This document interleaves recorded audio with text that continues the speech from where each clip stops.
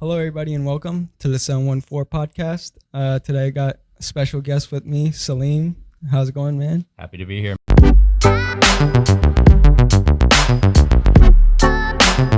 Yeah, good. So you're part of the business honors program, right? Right with on. me at Cal State Fullerton. How's the experience for you? Honestly, it's going really well. I love all the different opportunities I've been able to have here, and all the different faculty and staff have been really cool. And we've been given so many different opportunities to network with different companies like Google. The CIA even came over, and Amazon's actually coming next week, and that's really exciting too. So getting ready for that. Yeah, it's gonna be fun.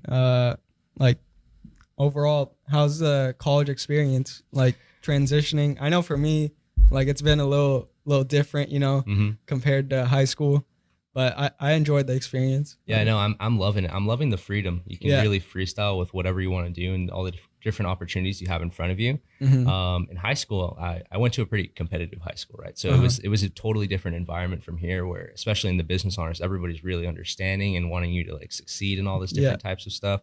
So yeah, I'm really loving all the different tracks I can go down and things I can explore here at Cal State Fullerton. Yeah, you were talking earlier about like the competitiveness of your school, right? Like, can you talk about like your experience of like applying or anything you want to say about that? So my school is really interesting, where it's the only school. So I went to Valencia High School in Placentia, California, and it's right by here in Cal State Fullerton, right? Yeah. My school is the only school in the district that has an IB program, which is an international baccalaureate. It's a special type of diploma where you take different rigorous types of advanced level courses, and you fulfill and you take these special tests that are then graded somewhere in Europe. I think the headquarters are in Switzerland, and they get back to you and whether or not you get your diploma, right? Okay. So overall, we have the biggest high school in the district, and we have this top level program, but the disparity between the students is staggering. Where so the top 10% of students is really, really competitive, and then the rest 90% of the students in the high school, we are the lowest ranked high school in our district, despite being the biggest. Right? Yeah. So it really you really felt it, the frustration, especially my senior year when applying to colleges, where we were applying as ranked 4 out of 4 high schools in our district, but we also had the highest achieving students, and you could see that whenever you went to the district honors conferences. In terms of SAT scores, we had around 40 students from our high school represent the district, and from the other high schools combined, all 3 of them, there was less than 15. Wow. Right. But then you look at the different admission records for these different high schools, and overall, on average, they sent more students to Ivies. They sent more students to UCs. You really felt it, and it was so frustrating too, especially because our school holds ourselves very prideful on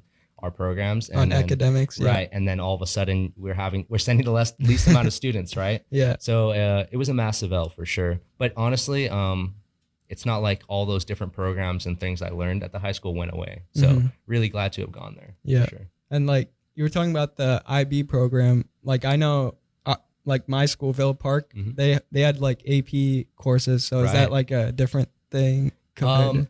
So for me, and honestly, for anybody who's in the IB program out there, by the way, my sister went to Villa Park. That's really cool.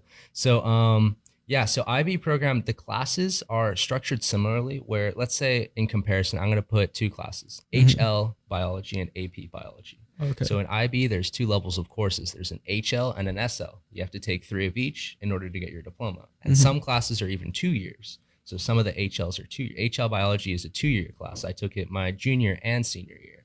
But it basically takes whatever you learn in an AP class and it expands upon that. Okay. Where now you're taking more real life scenarios. You're also learning more in depth about processes, about specifics, like in biology, the different chemicals in a reaction and how they interact with each other.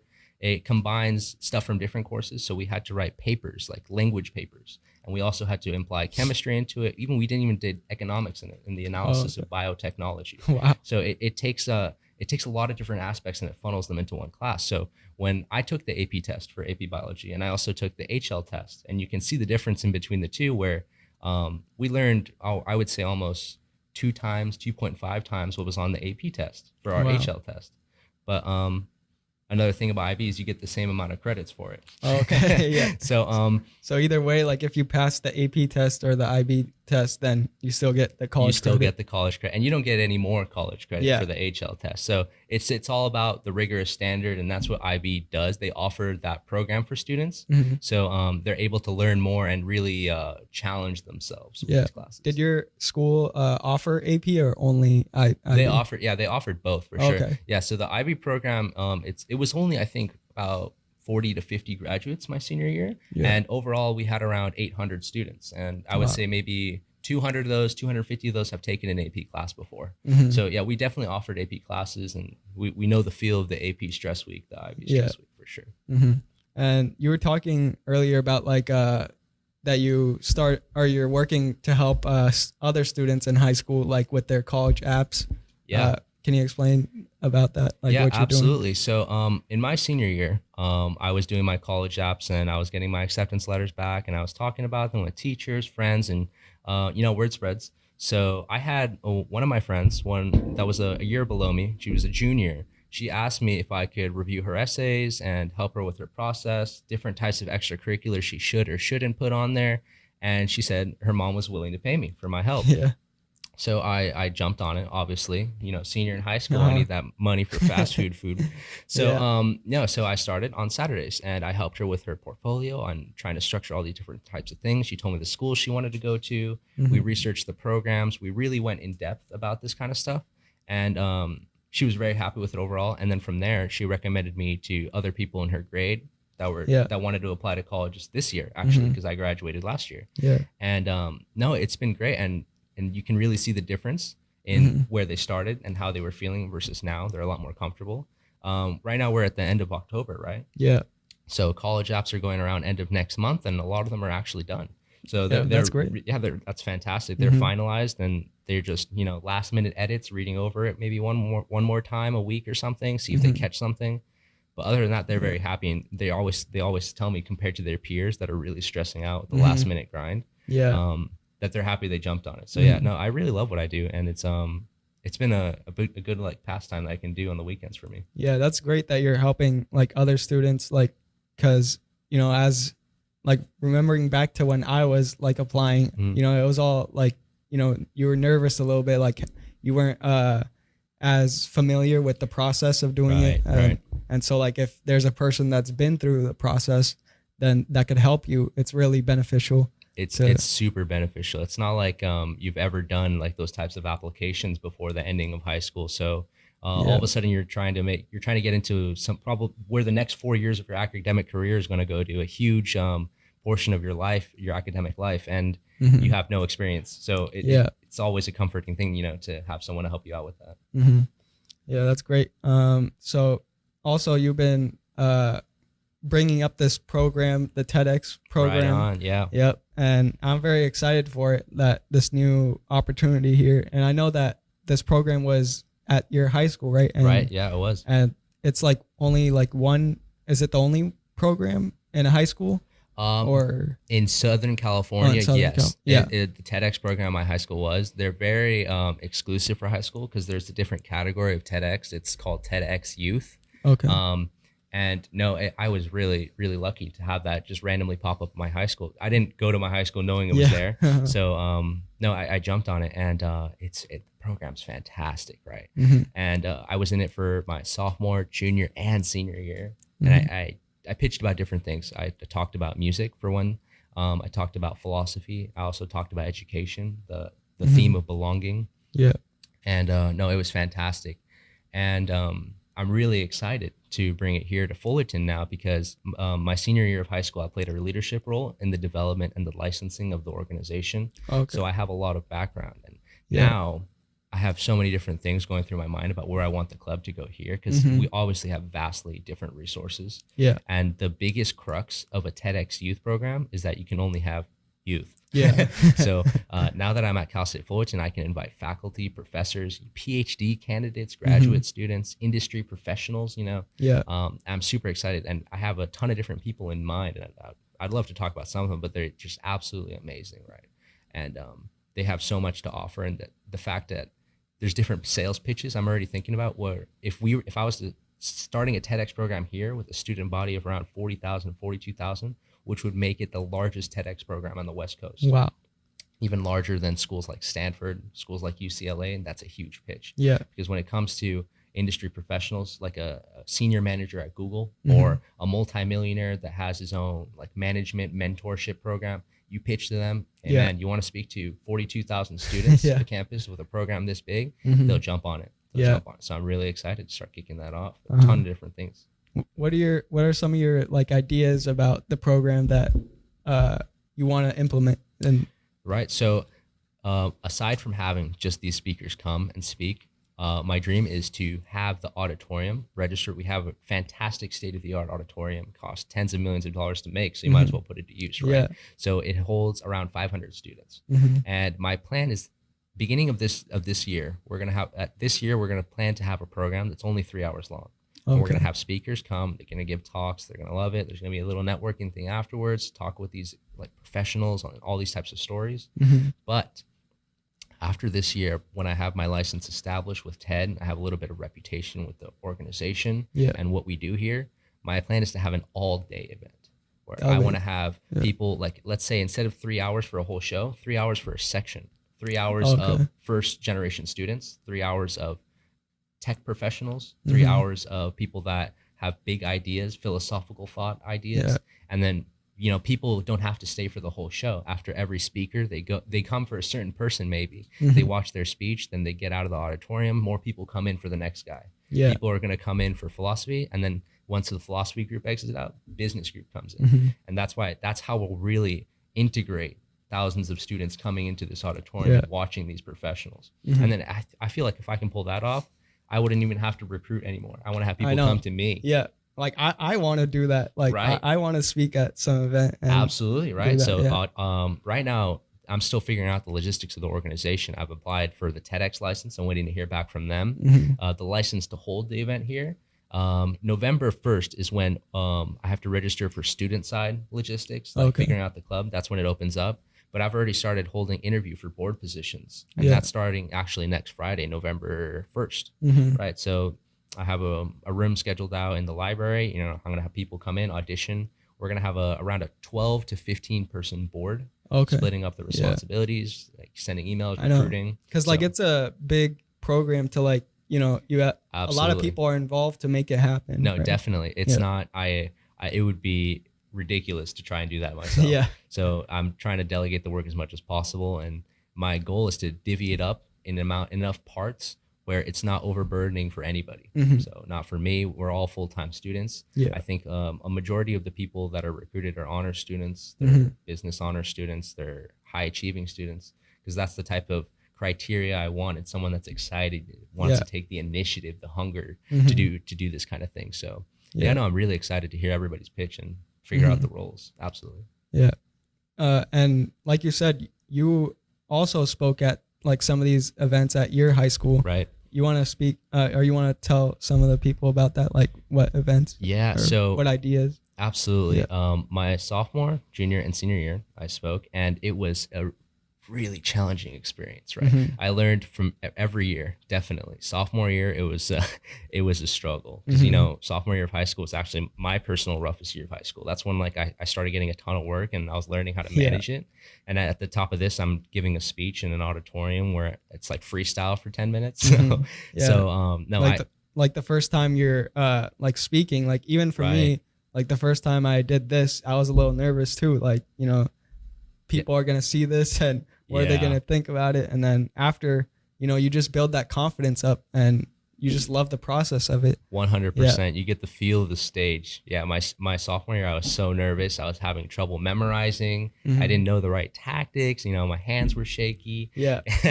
So no, and it went well. It went well. I put a lot of work into it, and the finished product was something I was happy with. But Yeah. the next 2 years after that, I was starting to learn a lot about public speaking, Mhm. stance. How to move your hands, because it's a recorded event that's published on YouTube.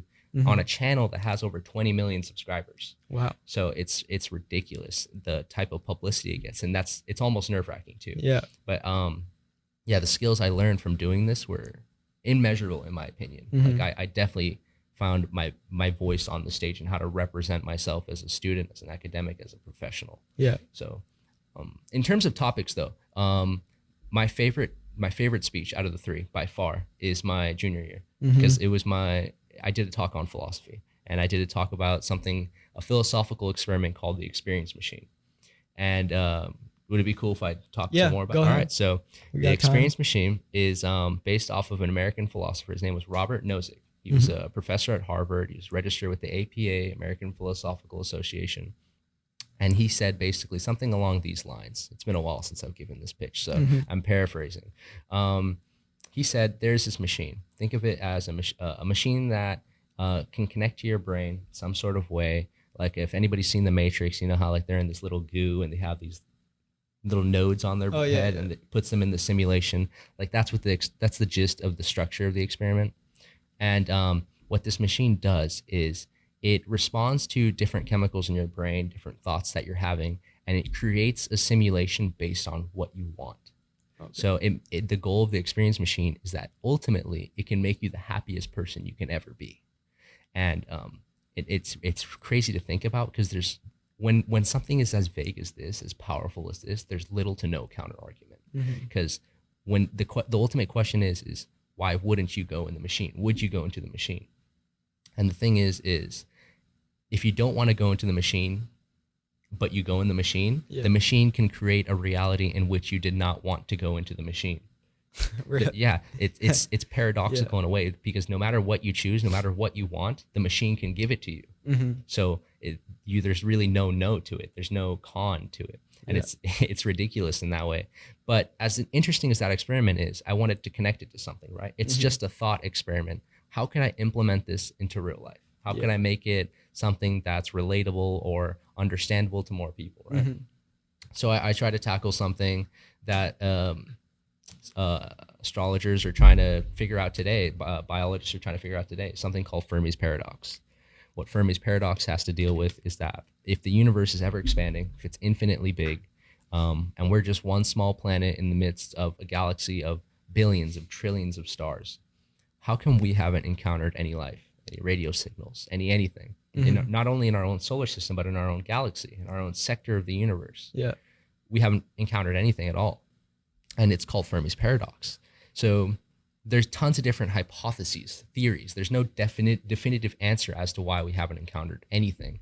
But one of my favorite hypotheses that integrated something that was similar to this experience machine is a tongue twister. It's called the aestivation hypothesis. Aestivation hypothesis. Yeah, okay. You can imagine how fun that was to say on a stage. So what the aestivation hypothesis says is that any type of life, any type of life that wasn't on Earth, an alien life per se, for lack of better words, would, if they were sophisticated, if they were powerful enough to reach us from their point in the galaxy, they would already have the technology, the sophistication, the education to create an experience machine. So if they reach that certain point in their societal development, they would no longer have this desire to explore other parts of the universe, because that would only endanger their own existence. There's no benefit to exploring other portions of the universe if you have everything in the palm of your hand to make you happy. So it has this very, very, very intricate diagram and explanation, like an experience machine that's powered by geothermal energy. It's like ridiculous, right? But the crux of it, the pitch, is that from womb to tomb, you are able to have maximum happiness. You can achieve maximum happiness. The concept of hedonism. And hedonism is the belief that as a species, as humans, as a life form, our goal is to be the happiest we can possibly be. That is the crux of all of our decisions, right? But the con of hedonism is that I can't just go do whatever I want in the world, right? Because there's consequences to others. I can't, like, if my goal was to steal a candy bar, I can't just walk in a store and steal one. Like that wouldn't work. But in the experience machine, you can do whatever the hell you want. And there's no real consequences, because you're in your own little bubble, in your own universe. So the consequences you're having to other people, the detriments to other people, doesn't exist. Those other people don't exist. So the experience machine is like a idea, like a belief, that if this could happen, then it would be like people would do anything they want. Right. If theoretically, if the experience machine existed, then all normal life would cease to exist as well, because everybody would just want to be in a machine. Yeah. Like you can be in a machine where you're not in a machine. Like how, like what would Yeah, it could be like ridiculous. exactly the same, but you could do whatever you want. Right, exactly anyway. the same. Yeah. And the thing is it's not even consciously, it's subconsciously. It connects to your brain and gives you whatever you want. So if it can ultimately fulfill your deepest, darkest desires, whatever you want it to be, and then it could switch in the change of an instant, and it could be the new thing that you want. So you can never get bored of it, and it's just a very, very interesting experiment. And it definitely answers the reason why we haven't discovered sophisticated alien life. It's because they don't want to be discovered. All right, that's a theory, I guess. It's a theory, and it's just so wild. I know. And believe me, I'm not telling anybody to put on their tinfoil hats and start preaching the aestivation hypothesis. But the fact was, TEDx is a platform, a global platform where you're able to talk about these crazy ideas and these different connections you've been able to make, and then you share them with others. So in high school, I was able to share them with the 150 people in the auditorium, and it posted it on YouTube, and I was able to share it to an even broader audience. Yeah. And it was it was so much fun to do. And I made a Prezi, and it was really fancy, and I had tons of people ask me about more information, how they thought it was interesting, how it's just like, you can, at this point, we have so much knowledge as a species that we can create these wild, intricate theories. I know.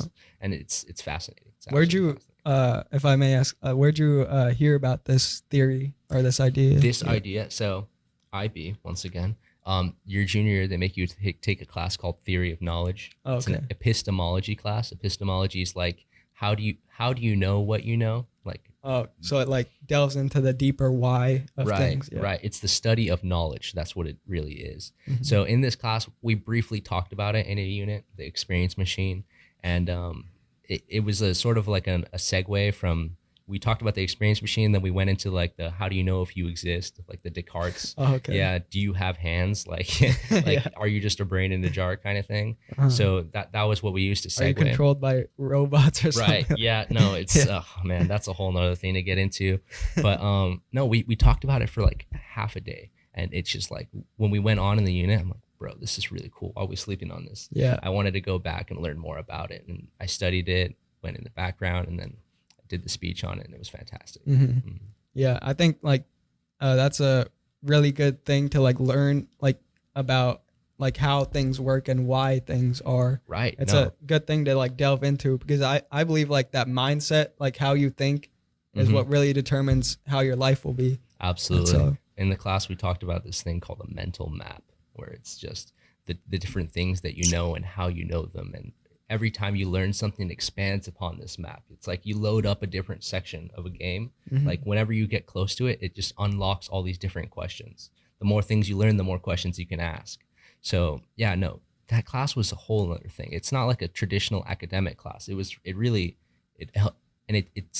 only as much as you put into it as well. So you can see, in my own year, I had maybe 30 students in that class, and it was a seminar class as well. So we took little notes. There wasn't little assignments, but there was a few essays, yes, but it was all couches in that class, no seats. And they were spread across the center of the room, and we had debates. We talked about different things, conflicting things. People submitted topics that we debate upon, and the teacher just really encouraged asking questions and learning. Yeah. So it was an entirely different thing at a school campus to just have this thing where I'm developing my personality, my character, my thought process. That was very interesting to have in high school. I think that's what like learning should be. Like it shouldn't be 100%. Just like I love what Socrates said. He said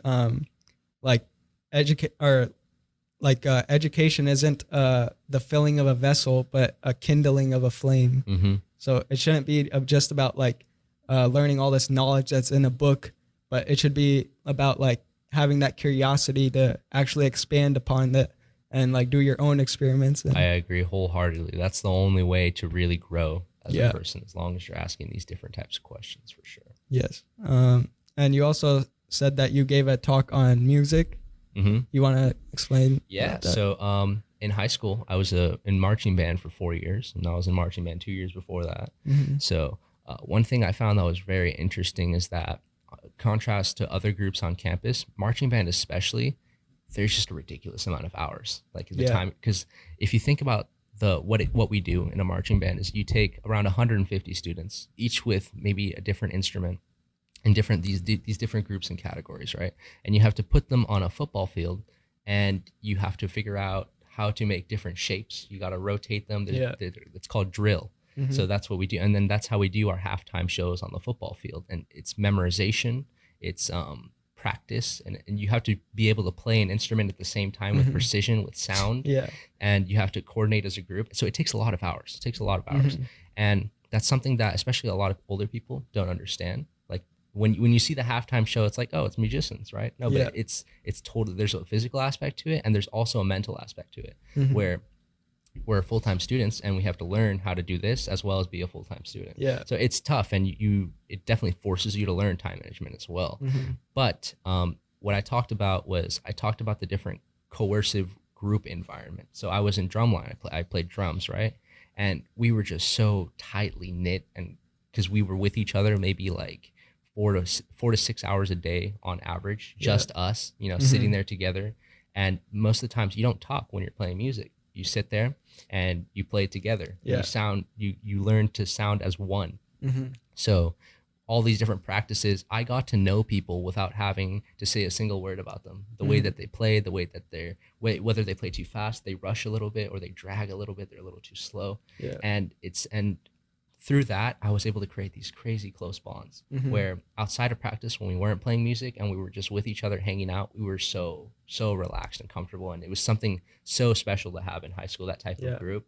So I try to share that with other people, talk about the effect marching band had on me, the effect of being able to be a part of that kind of group, that type of show production.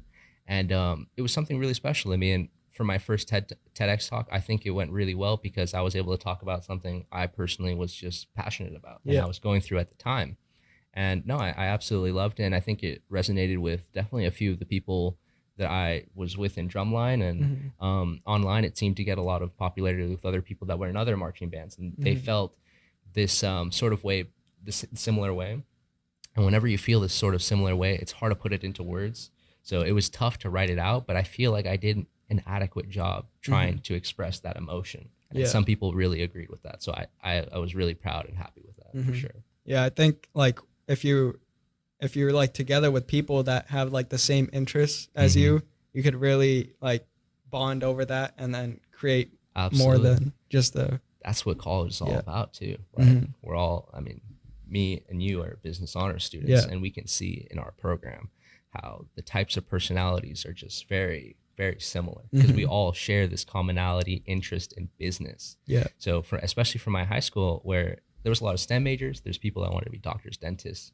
Then there's also people that wanted to be mathematicians. There's people that wanted to be teachers, to get a PhD even, and diversity of personalities, right? And it was interesting to get to know that. But as soon as I came here and started talking to different people within the program, I'm like, a lot of these people are like me in a way. Very, it was very interesting to have that. And I definitely got along and started having a lot of fun being able to interact with people I enjoy interacting with. So. Same for me. Like I feel that like in high school, like there's people that have all different like thoughts and ideas about what they want to do. And some of them might not be as similar, but when I came here, I realized that, there are people like me that have this desire and passion for business 100%, and that are also have like big dreams to fulfill or to drive towards. And I really feel like that's a big impact to have. And it's really cool. It's really, really cool. Anything else you want to add to? Would you want to talk about why you're interested in business? Sure. You want to start with? Yeah, sure. I'll start. One thing I love about business is how applicable it is to your daily life. All the different things that are learning in business will help you through your career, professional career, when you want to retire, when you're getting salaries, wages, tax, and all taxed, and having to deal with income tax, all like whatever it is, buying a house, all comes down to this. Everything you interact with in the real world has a business aspect to it, and I absolutely love that because whatever you want to study, business can be applied to it. And another thing is that whenever I consider different career routes, the biggest reason I love business is because it is what my dad would describe the career of initiative. Where if you think about all the different types of career options, like a doctor, or let's say a dentist or a teacher. It's very reactive, where someone is sick, they go to a doctor, and the doctor fixes it. Whenever you have a problem, you go to the teacher tells you. There's not a lot of course there's tons of initiative, that's not what I'm saying at all, but whenever it comes down to business, like business they create, right, yeah, business would never happen unless someone took the initiative to want something. Yeah. So whenever it comes to like networking or trying to get an interview or whatever it is, it would never happen unless you try to jump on it. Yeah. It doesn't just fall in your lap. So that's why I absolutely love business, because you can get as much from it as hungry as you are. There's not really a cap to it. Yeah. You can just keep going and going and going. Like my dad always said, always keep in touch with the people that you had college with, that bond, because you never know when it's going to come back up. 30 years down the line, my dad's been working at an office, right? And one of his coworkers, he was a controller of a info systems company, right? So they needed a product supplier, a shipper, to ship the different products from their headquarters, their different things to the consumer. Yeah. And they were trying to find different rates. They were trying to find different companies. One of his coworkers, he knew a guy from college, and the guy in college was in supply chain and management. And now he had his own company. And very distantly, one of those things, like you see the guy on LinkedIn and you're like, oh, that's what you ended up doing. That's awesome. He got in contact with this guy. They managed to work out a deal. And through this age-old connection, just because they kept in touch, even distantly, that he was able to make this deal that benefited the company immensely. And he received a very nice promotion off of that as well, because he was able to bring this guy to the company, bring something new to the table. And that's what I love, that initiative, right? So he had this little connection and he capitalized on it. Yeah, man, that's why I absolutely love business, for sure. Yeah, I love business as well. Like for me, I realized like pretty young that most people they follow what everybody else is doing, and what society tells you is to just do like whatever everybody else is doing, and then you'll be accepted. But I realized that what everybody else is doing is not something that I like, and so I have to chart my own path, and how I want to live life, and that's when I found like business, like people can create anything. Like absolutely. you could do whatever you want in business. There's no way it has to be. It's any way you want it to be. Right. And so like to me it's more like a freedom thing than anything else. Like there's so much ideas and things you could do with it, like grow, and I just love it. That. That's it's really alluring. It's definitely really interesting and alluring. And the fact that especially business has so many different branches wherever you want to go. So like whether it's finance, whether it's, figuring out the logistics, whether it's accounting practices, or if you want to be a CFO, CEO, you want to manage. Yeah. Business is really, really understanding of whatever characteristics you want to have in life. Yeah.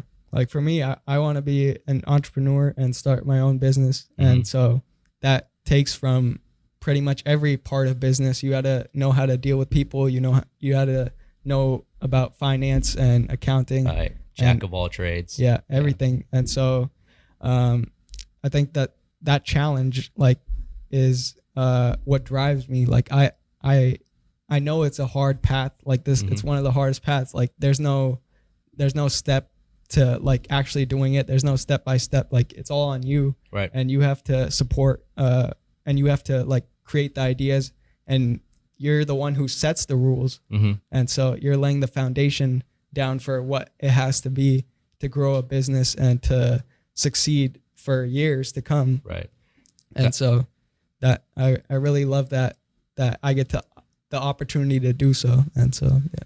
That reminds me of like this age-old psychological case study where they had two people. Well, it was two different groups and they tested multiple different people, right?